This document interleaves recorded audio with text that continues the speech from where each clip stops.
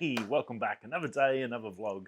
Great to see you all again on this Tuesday, 27th of April. um, yeah, I started doing a bit more work. I've started doing editing the photos for this week's video last night, so getting that sorted, so that's all going well.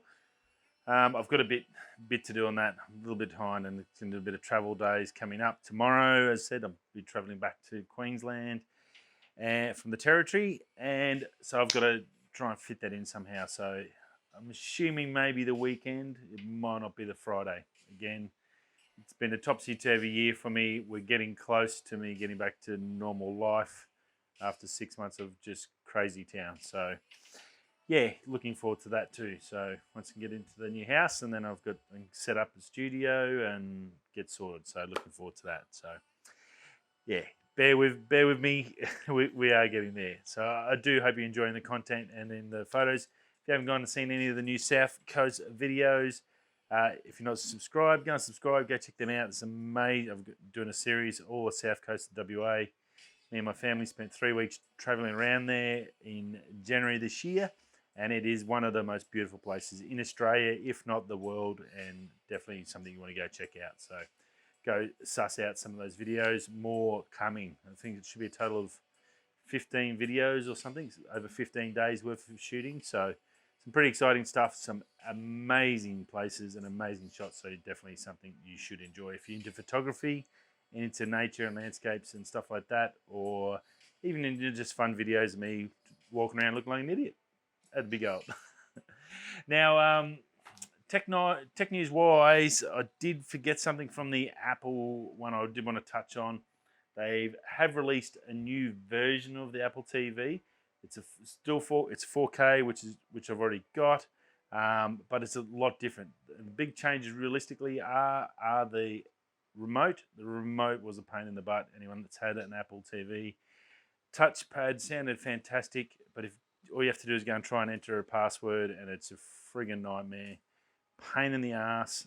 I'm so glad they've gone to a circular actual clicker button, up, down, left, right clicker button. The center is still a swipe to get through things fast, but it looks like it's going to be a hell of a lot better in that regard. So super happy about that. That's good news because that remote was problematic, I guess, to say the least. So that's pretty darn cool. Now, the other thing I did notice about it, it's only got an A12 chip in it. It doesn't have the A12Z Bionic or anything like that. And it didn't go M1, with the M1 being so popular, and they've put it in pretty much everything else. Let me just turn the volume down a bit on that. It's strange that they didn't go the M1 route for this. Gaming's massive ever since COVID. Gaming's gone through the roof. I thought this would have been an ideal opportunity for Apple to expand on the success of, I guess, that M1 chip and what it did for the MacBook Air and also the Mac Mini. Basically, and I think that was the only real problem with it. You have a Apple TV 4K with M1 chip, it's basically more powerful than the Mac Mini, and then maybe the costs had to go up. I'm not 100% sure, but it would have been one hell of a gaming machine to help out Apple get into that arena. They've tried having that power in there that would also allow people to access ISO game apps as well, I guess. That would have been something pretty special, I would have thought. It would have been an ideal solution for them. And also, they didn't bring out their own controller. Now, you can use the PlayStation and the Xbox controllers with it to play your games, but Apple, that's so condensed into its own system and its own world, which is, yeah, a little strange to start with. It's strange that the years we've had Apple TV, and probably at least 3 to 4 years they've had games on there, there's still no Apple gaming controller, which is a little bit weird. So hopefully maybe in the next couple of years they might do something like that. But look, it looks pretty good. Price-wise, didn't go up. It's coming out with Dolby Vision, Dolby Atmos, so sound and vision quality is going to be fantastic for the videos, which it always has been.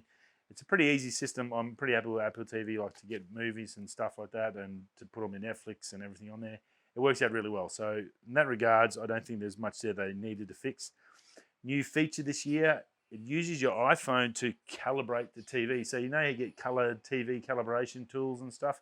We can actually, so for some reason, if your video doesn't look real flash on there, you can use your iPhone, use a camera in your iPhone, connect it to the Apple TV, go up to scan it, put that up there, and it will scan it and adjust your color settings in your Apple TV to suit it so you get better color. So that's pretty cool. Some of those color testers you can get for your monitors are like $300-400. So to have that integrated with your phone, I thought was pretty cool. Sort of a little trick or move or a good selling point. I definitely. It's hot here. It's very muggy today in Darwin. But yeah, so look, very cool in that regards. I thought that was pretty cool. Especially for the low-end TVs that aren't, say, an OLED TV or magic with those amazing colors. Pretty cool that Apple's thought about that and added that into the system. So very cool. Now you can also pair 2 pairs of iPods at once. So if it's late at night and someone else has gone to bed, or you get the kids in bed and you just want to sit there in the movie or watch TV and just switch off and listen to a concert or something with sound, you can basically plug your wireless headphones in, sit there, watch it, and not annoy anyone, and be good to go. So that's pretty darn cool, I thought, as well. And 2's probably a fair enough number. It's normally going to be mum and dad, I guess, sitting up watching telly. To have that option, that's pretty darn cool, and just wirelessly straight through the Apple TV is very cool. Hopefully that will work with other wireless headphones, not just the Apple AirPods. That would be even better. So it'll be interesting to see. I've got my Zendure pods finally, wireless pods finally coming. Something happened to shipping. I contacted Zendure and they said they've onto it and they've resent another set. They don't know what happened. They couldn't find them.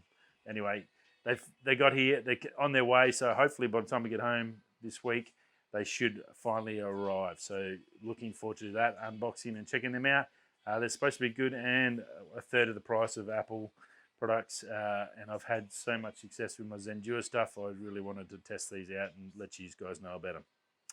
Now, yeah, it's $315, and that's with 64 gigs of storage. That's pretty fair price. I think that's actually very similar to the old 4K one.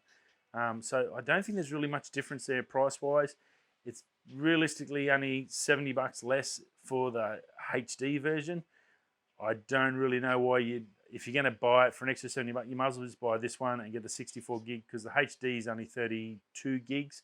So you might, for $70 you get you double your storage and you get the 4K version as well. So you might as well, if you are going to resell it, you're probably going to, you may lose $70, which would probably get you back to normal price. So that's probably a fair deal, I think, to go that way. Now, Perth lockdown restrictions, I know plenty of mates that work and that. They've backed off overnight, and it's now just to mask and stuff up until the 1st of May, so this weekend. So all going well, that should be all clear and dusted. I know Queensland announced today that WA people coming back from work and stuff or travelling can enter Queensland, no troubles at all. There's no quarantine for them. That's huge. That's a $2,000, $3,000 hit, and it's really no use going home for us people that work in the mines, so that's pretty darn cool. So that was good news today for the guys that are working out there. So if these guys are going to get back to Queensland, that's good. I'm not sure about other states, Victoria, New South Wales. I didn't see any updates on that as such.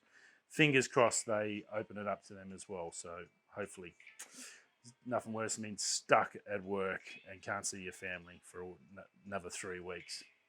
Now, Sigma's got a big launch tonight. I did a bit of a hunt around to see if I could find out what it was, and it looks like we've got another lens coming. Look, I've said it before, I love Sigma lenses. I think they're fantastic. My 16mm I've got here that I use an M50 is probably one of my most used lens and probably my favourite lens. Absolutely love it. And I've got my Sigma Art 18-35 I use for low light and astro stuff. But no RF again. It's only L mount and E mount, no Canon stuff. I don't know what's happened with Sigma. There's obviously been some sort of fallout or something going on with this RF mount. It's Sigma, it just doesn't want to have a bar of it, or I don't know what's going on. It's really, really weird. But yeah, so it looks like it's going to be a 35mm f1.4 DG-DN. So it's a mirrorless lens only, art lens. Weatherproof, 11 blades. It's got AP, autofocus or aperture ring, click, and also lock switch as well on it. So all the great features of the art series. I think it was their first one that came out for the mirrorless range, the 35, they said. And this is the brand new updated version. So it's got all new tech, new coatings on it. Again, weatherproof, fully well built. It'll be a fantastic lens.